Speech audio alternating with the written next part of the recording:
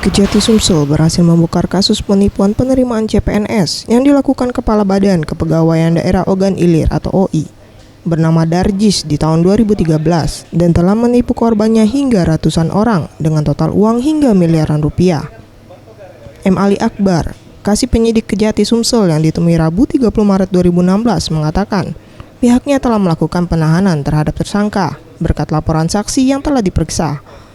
Dan pihaknya kini tengah melakukan pendalaman kasus terkait apakah ada tersangka lainnya. Selain itu juga pihak penyidik telah menyita beberapa dokumen serta masih memeriksa beberapa saksi-saksi.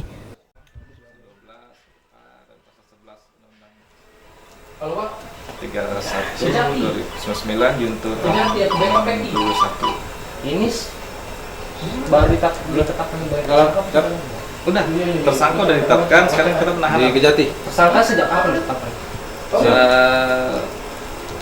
Februari kemarin. Untuk dugaan penipuan tersebut, tersangka dikenakan pasal 12 ayat A, pasal 11 Undang-Undang 31 Tipikor dengan ancaman 20 tahun penjara. Farel Dwi Satria, Septiawan Rizky, Sriwijaya TV.